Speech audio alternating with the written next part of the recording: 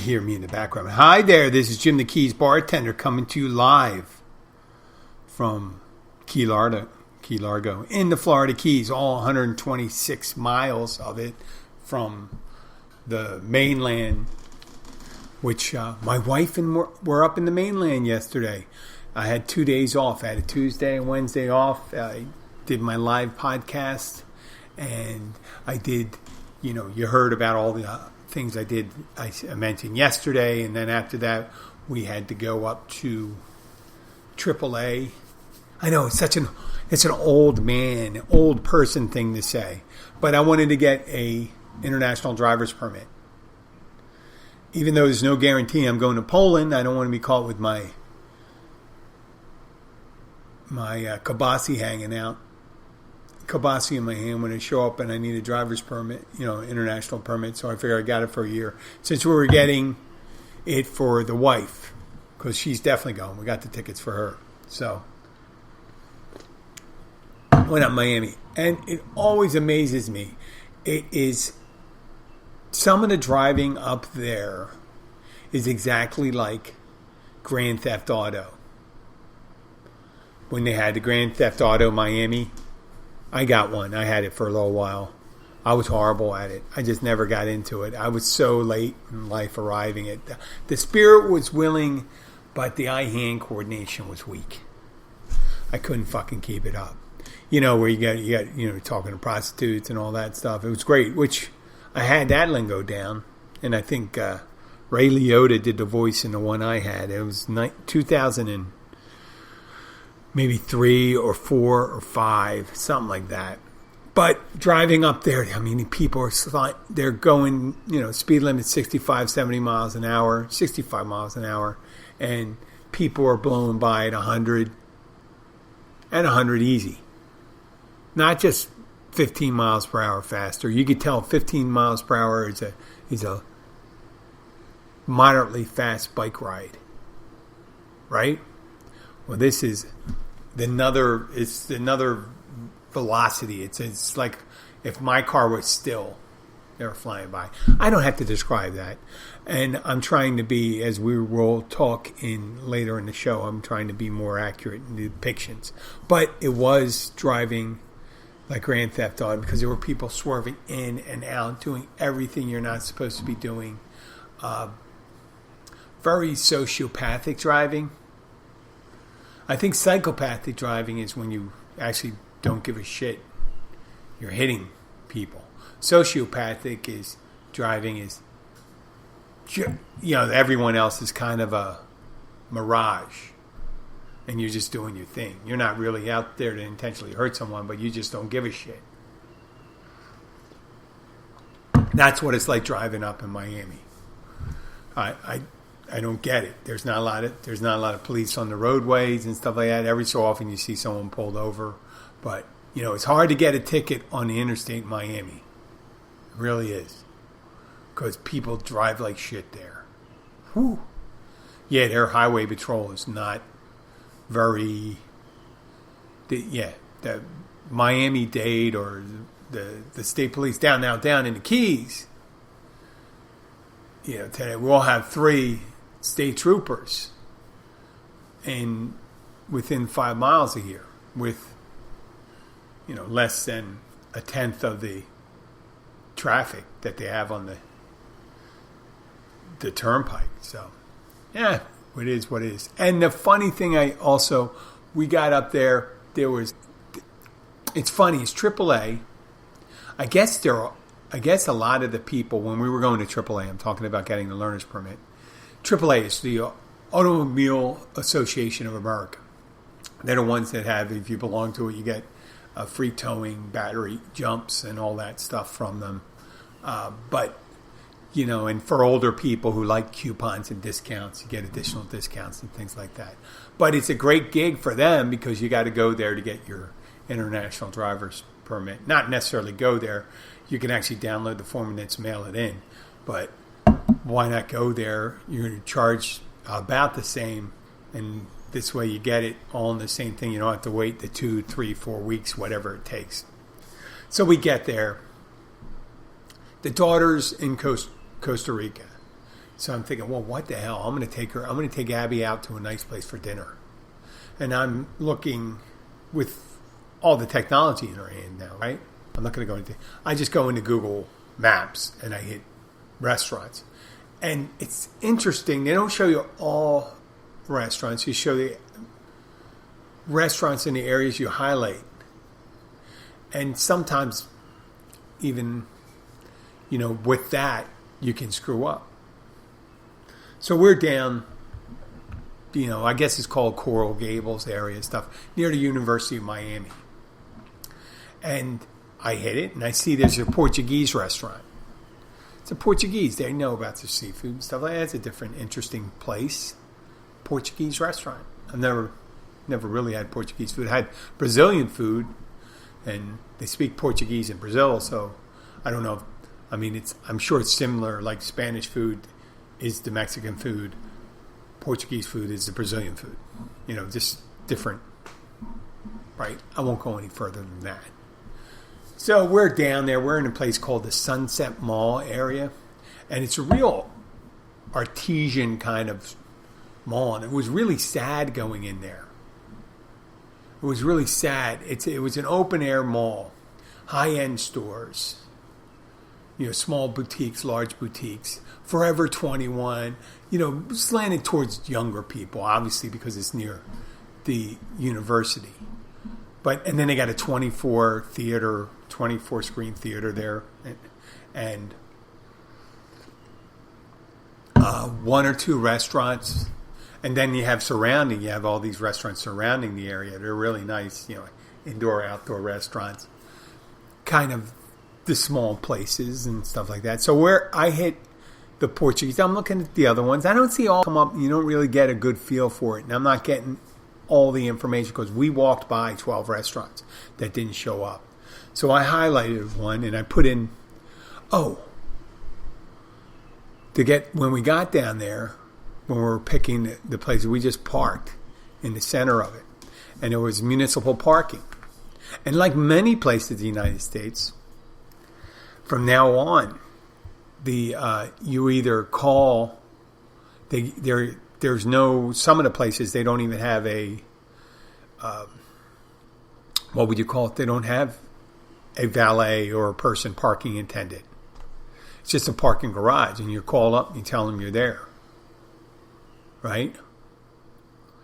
And when we went there, I pull in there, and I was in the parking garage, and you see this thing that says pay by phone or thing like that, whatever app that is. And I went and I attempted to pay, and I did pay. I thought I paid. I thought I put in for 2 hours. What I did is I put in for 2 minutes. We went out and ate. So when we went out and ate, we started walking around looking at these places, and I said, let's go towards this Portuguese place and see what we go past. And when we went past 4 restaurants, one direction we were going. And as it turned out, in another direction, there was about 7 restaurants. So we get up there, and I highlight the restaurant that I was having directions to, and the name didn't look Portuguese. It looked French. It was Pastis. Pastis. And it looked like it was in the center of a little strip shopping center. Right? A nice strip shopping center, high-end part of town, but still a strip shopping center. And we look at the name, and I said, honey, that looks French. And Abby used to live in Paris for a while. And she goes, yeah, that certainly looks French. We went up there, and the woman who could have been the manager owner, she had a French accent. The waitress had a French accent. The guy that came in later and the people inside the restaurant had French accents. And it was a French restaurant. It was a French restaurant, and we had sat outside. It wasn't exactly the Paris cafe experience along the Champs-Élysées or something like that. But it was a beautiful day, and the weather was lovely. It was nice and cool, a little breezy. We were outside, and we had a lovely meal. Right? We had a lovely meal. And as we walked by, we saw that there was this taco place that was really popular. A lot of young people there. The French restaurant, it skewed a little older. I mean, I was one of the younger people there. Yeah. There's a lot of, older people going to this French restaurant. Looks like well-off people because you've seen like a Genesis, a BMW, a Mercedes, Land Rover, that kind of crowd. But it wasn't very expensive. It was very good. It was, I think it was La Patisse or Patis. I'm not sure. I know it was Pastis, and there was another word after it, but after it, and I forgot that one. May not even La would not have been in front of it. But as it turned out, it was great because I thought I was going to a Portuguese restaurant, went to a French restaurant. Man, do they put a lot of butter in their food, don't they? If you're not one used to getting that, if you get hit with a lot of butter, sometimes it could cause a little intestinal distress for some people. So we had a lovely time up there, and when we go back to the parking garage. The funny thing is, they don't really give the thing find the parking space that you have. When you do, when you locate and you put a location in and say like this. I mean, I did remember where it was, but I can remember in the day when I used to drink, it wouldn't have been too hard for me to get confused. Man, if I had parked on the fucking street, that would have been, you'd find what you should do is find a landmark, stuff like that. But I was at a parking garage, and I didn't even look for a landmark. I just looked at the street, and I remembered the street, and I got there. But I was looking on the app that I was using, and it didn't have that. When I looked later, it said, "Oh wow, the price for the parking was 42 cents." I said, "Wow, what is that great?" But then again, that was only 2 minutes. So I thought I put in 2 hours because it said how long you're going to be there, and I'm like, well, what the hell? Like a parking lot, you don't do that. You park, you put the, you get your ticket, and then you pay when you leave. But I thought it was going to be like a meter, so I screwed up. And me with fucking technology, right? I'm not complaining about it. It was very interesting. It doesn't, it's not as good as that app. Originally there was an app that helps you find a parking space. I think it's still around there. But they should incorporate that. There's parking spaces here. Go to here. You can fill up all your parking spaces. And then give ideas. Say, oh, well, there's a bus here. You can call, obviously, Uber and all that stuff. Or it's only, 10 blocks from your location. And yesterday was so beautiful that it really didn't matter how far you had to walk in Miami. It was just a lovely day. The days, I guess, people come down here for. And it's funny because it's in the 90s. It's in the 90s in Philadelphia today, in New York, and in Washington, D.C., Boston. And here we are. It's a nice, breezy, dry, mid-80s, low 80s here. Just lovely. I don't know how many times I can say that, but I enjoy that.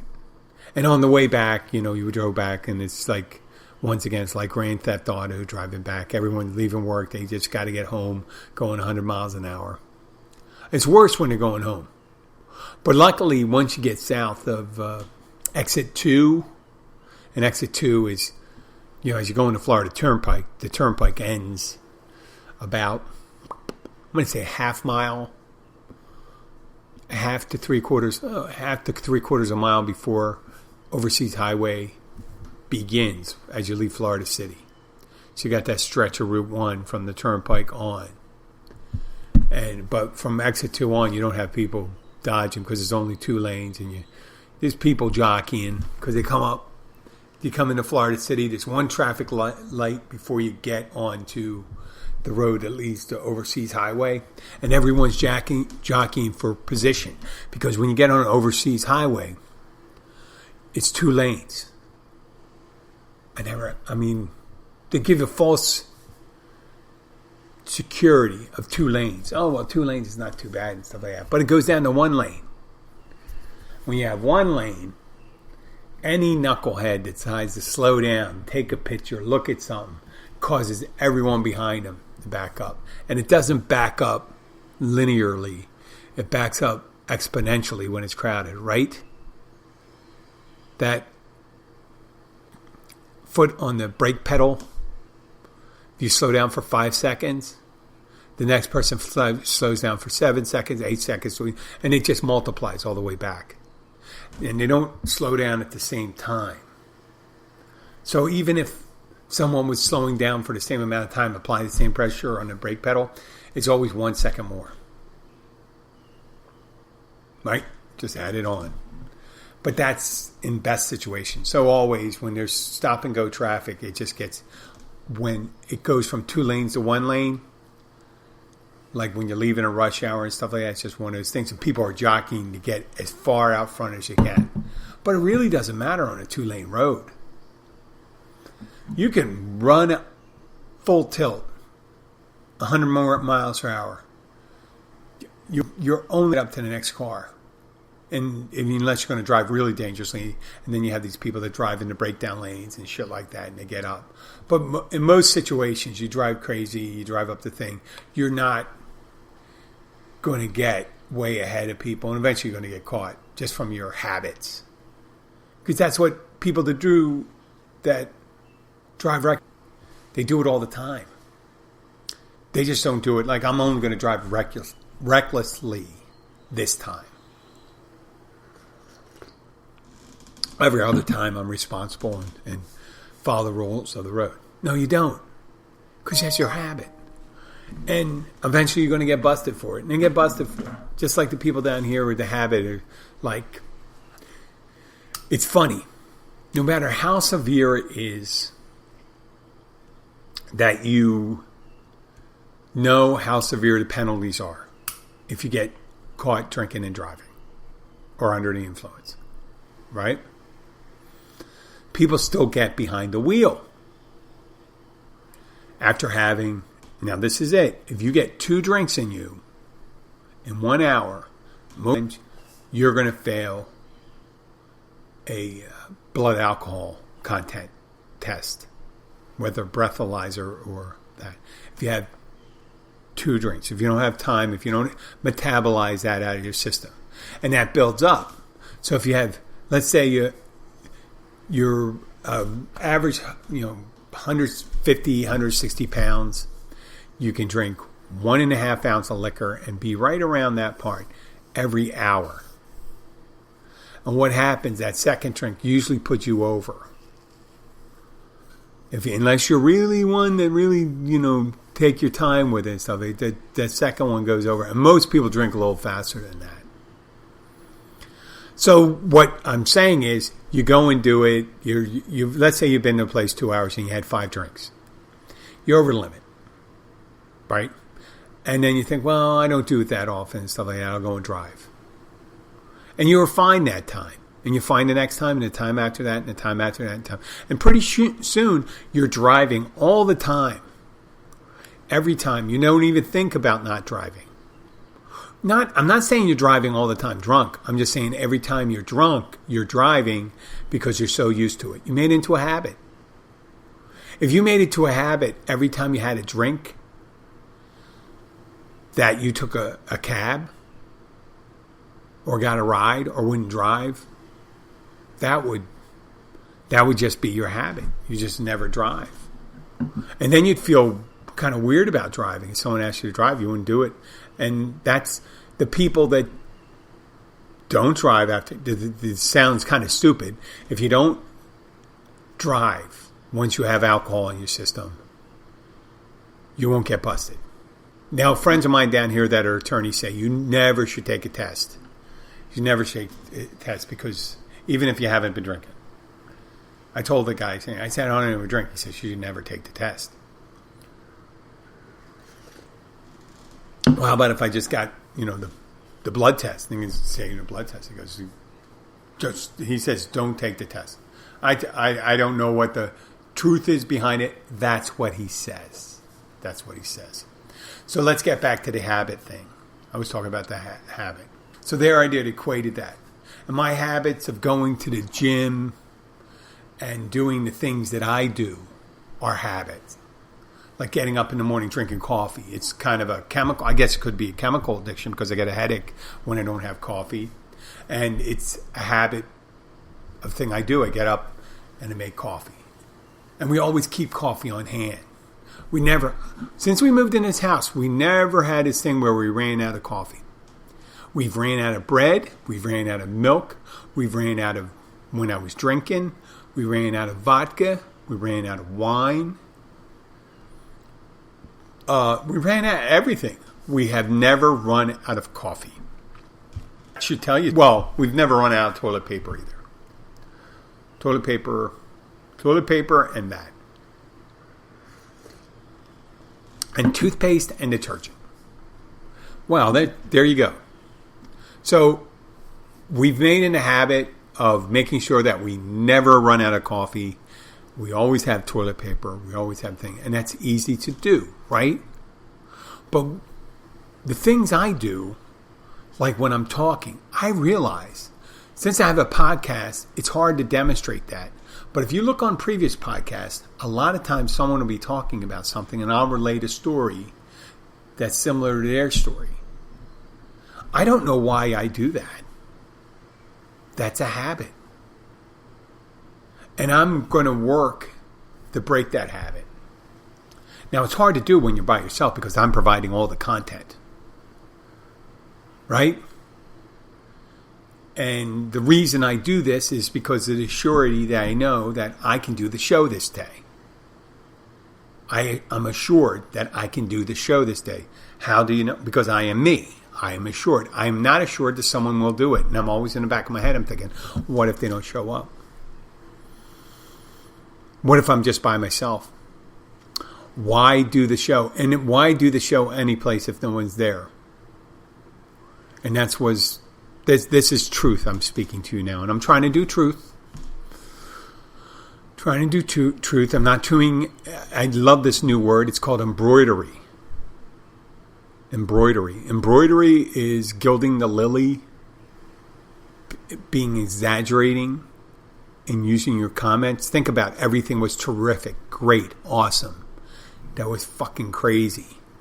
What are you supposed to say when the next, let's say, you use the word, that's fucking crazy, man. That's fucking crazy. What if someone comes up and is truly fucking crazy? They got a cucumber up their ass. They're running around with a rifle in their hand and a bucket of paint and clown makeup, shouting at the top of their lungs, throwing paint on people, waving a gun around. And you say that's fucking crazy. Or you see a squirrel run with a peanut up the side of a telephone pole. And you say that's fucking crazy. Well, that's embroidery. You got to be... And that's part of it. Part of embroidery. The other embroidery is like every time you see something like if you caught a fish, instead of being... It was a 12-inch long fish. It must have been 2 feet. Exaggerate the big fish story. That's embroidery. So I had that's about. This is mainly about speaking and things like that. But it's a habit. It's a habit. And habits can be overcome, and they don't have to be overcome by willpower. When I say willpower, it sounds like, oh, you got to go cold turkeys. Or you're going to tell me not to eat that donut? I'm not talking about that thing. And you people, poor people that have, body issues. I understand that. I feel the same way about certain things. I felt that way about alcohol. And people go, they go, I don't know why I tell people firsthand. Well, I don't drink. They come in when there's people that come to the bar. One guy drinks soda all the time, another one drinks water, club soda, and stuff like that. And they go, well, I'm sorry, I'm just going to have this. I'm just going to have this. I'm not going to have a drink. Like I'm offended if they're not having a drink. Well, you come into a bar if you're not having a drink. Well, because we serve food there. And people can come in and have a soda. It sucks for the bottom line when someone's drinking $2.95 soda that gets free refills and they leave you $1 after being there for 2 or 3 hours. But that's the breaks. Matter of fact, a lot of bars would go under if you had people like that. The people that have the 3 Cosmopolitans, $12 a piece. Order a bottle of wine, $70 bottle of wine, or whatever. Yeah, I digress. So that habit that we have, and we've had a whole year to develop. Some people had developed the habit of wearing a mask, and they feel comfortable with the mask now, and they want to wear the mask all the time because that's one of the things. There's people prior to the epidemic. There were people. You had this Purell thing where people were washing their hands all the time. Remember that? They were doing that well before COVID-19, giving it to their kids, and not just one of those things. And at the gym, the gym I go to, it's gotten to be with staph infection and stuff like that. They haven't had staph infection there. I'm just saying that they have people wiping things down, washing their hands, telling how you're supposed to wash your hands, that you're supposed to do it for at least 30 seconds. I'm going to say 30 seconds because if I go too short, people say, hey, Jim, that's too short. Obviously, you haven't been washing your hands long enough. You got poo fingers.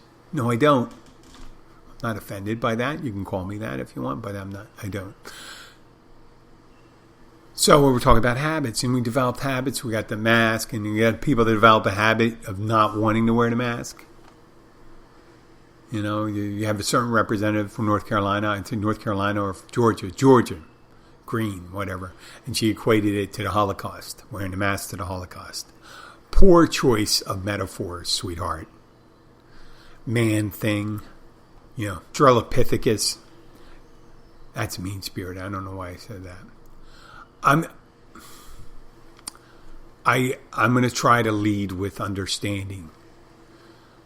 I never understand why people are angry about stuff like that, but that's a habit too. Being angry. Being angry is a habit. Being grumpy, we can get.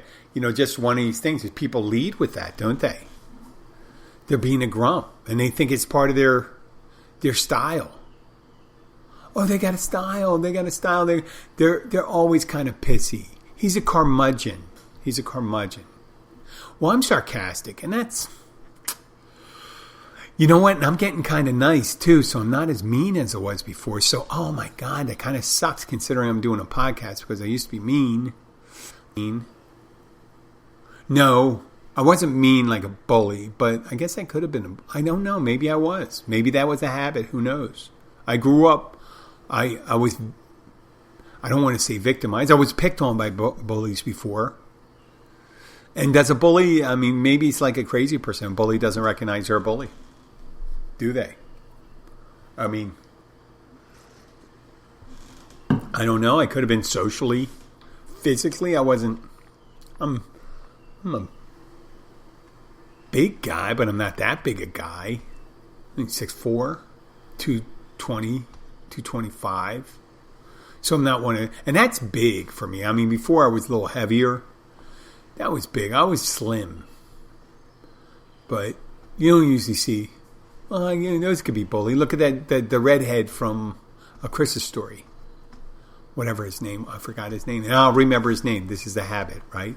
My habit is not to remember something. And now I'm not going to, well, maybe that's a good habit, not to remember some things, right? There was a line I heard, blessed are the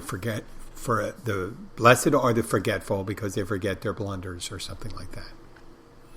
I think that was from Eternal Sunshine of the Spotless Mind, where they were quoting it from another. Right. I'm going to try to do that, be helpful. The sarcasm thing and being mean-spirited and making... I do have this thing now. I had when I say a thing, I do not like joining in or piling on anymore. Do you know what I mean by piling on? When there's a group of people and something weird happens, someone does something weird and you choose someone acts a little differently. Someone is a bit kind of antisocial or not used to it, has a uncomfortable way about them in public. it seems like a lot of people like to point that out because it makes them feel better about themselves. I've done that. I pointed it out. I've played along. I thought, well, this person's going to be nutty. I don't have to be normal with a nutty person because they chose to be nutty around me. And this was what I'm thinking in my head. They chose to be nutty around me, so I'll just be nuttier back. Well, that wasn't right. And there was a guy that came in and was just, for some reason, I don't know what his thing is. I don't know if he's on meth or crack or whatever. Every so often he gets money and he goes out drinking. And he spends the money, buys music on the jukebox, starts talking to people. He tries to talk to people, but he tries to horn in a conversation. You've seen these people at a bar, and then people notice it and they don't like it. Right? So this happened in the past week. And he came in and he was just starting conversation and someone said to him something and he thought he was insulted and he called the guy bozo and the guy came back and said, "Don't call me a bozo." And I said, "Okay, hold on, guys." Because they didn't feel, they couldn't relate to the guy. You know, they have to be the same. Do people have to have the same experiences? I mean, if a guy came in dressed like a witch doctor, you know, from Africa, and another person came dressed like an Orthodox Jew, and another guy like a leprechaun, ideally, if they did not bring attention to what they look like, they should just come and sit down and go like this and go, "Hey, how are you? Are you local? Blah, blah, blah." Find out the thing and stuff like that. And it says, okay, and let them, and if they want to tell you, they tell you. Right?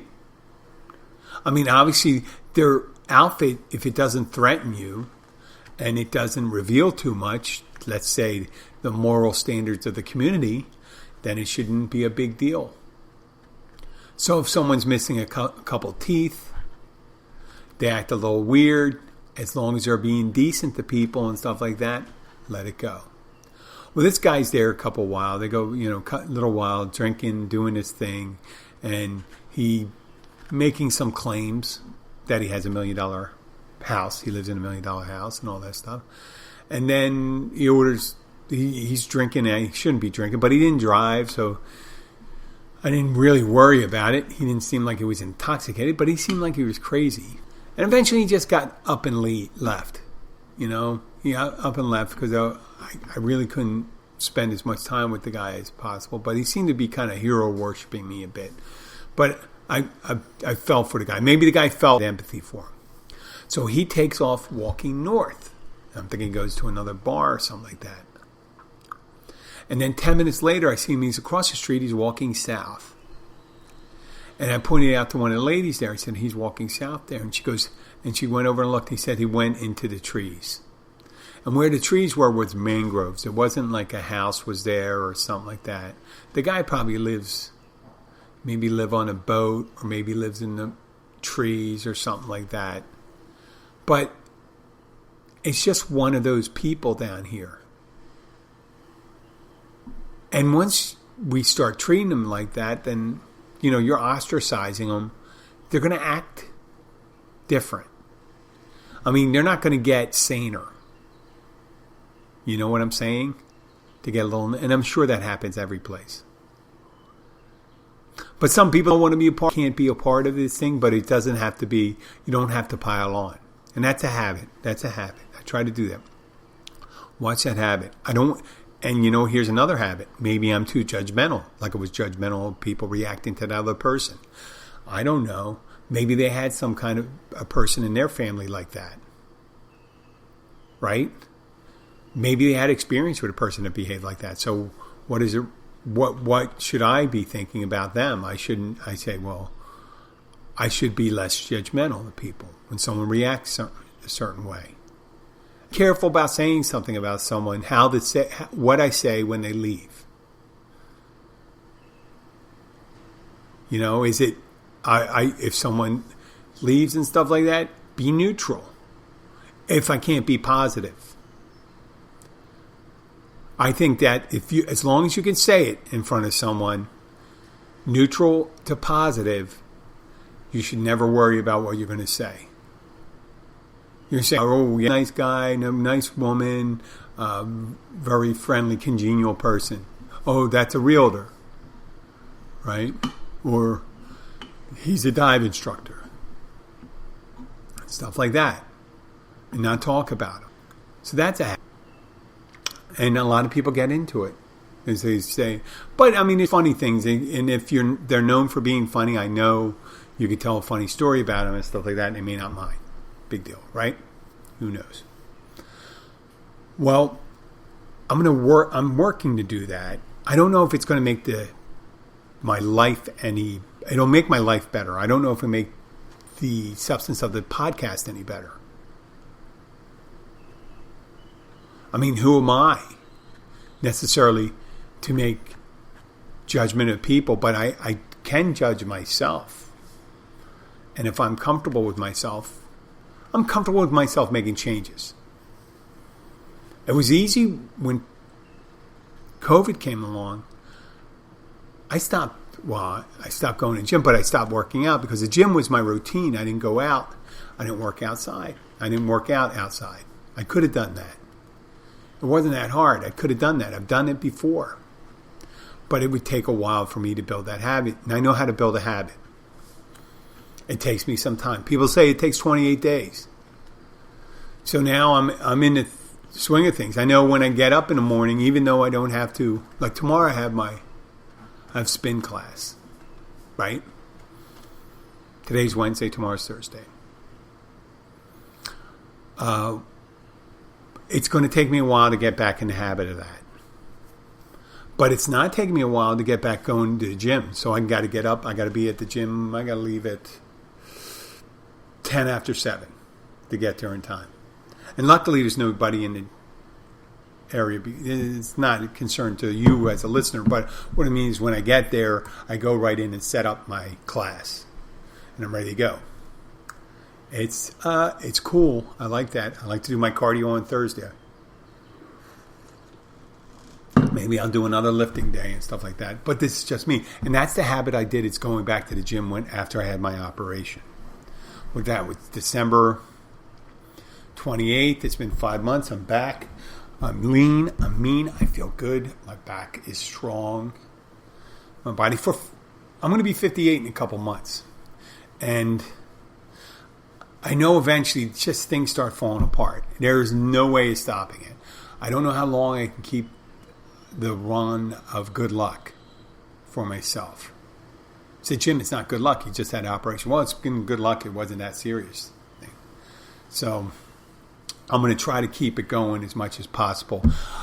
This podcast really helps me do it. It helps me think about those things. And I got to build a list, I guess. I'll start working on a list and see. I'll give you my progress when the progress comes in, right? I'll be accountable to you as listeners.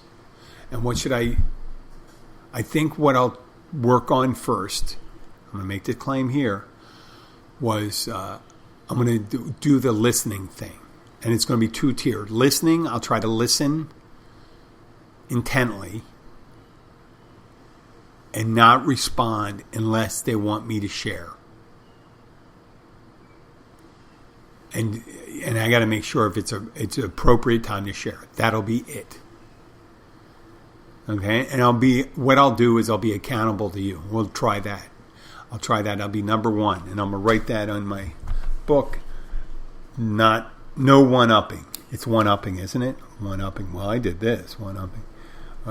Yeah, I just realized that is boring. And I should be honest and not one-up. What do you think, guys? I know you can't tell me, but eventually someone will tell me, I guess. I'll share with you guys. If you are in Key Largo, please come and see me at the Catch Restaurant. It's open Monday through Sunday. I'm not there every day, but tell them the Keys Bartender sent you. It's on the mile marker 102 Oceanside. You heard me say it a lot of times if you're a regular listener. Great food, seafood, non-seafood dishes. If you do your own catch, bring it in. They'll cook it up for you, any style that's available. And we got a full bar, hence the Keys Bartender. I'm not the Keys Bartender. I'm Keys Bartender. Okay? It's more like a Keys Bartender. But I didn't put a Keys Bartender. Maybe I should change the title of the show to a Keys Bartender. Eventually down the line, I want to change a bit of questioning myself. Like right then. Thank you for listening. I'll be back. Adios. Bye. Oh boy, adios. What? It's fucking lame. Have a great day.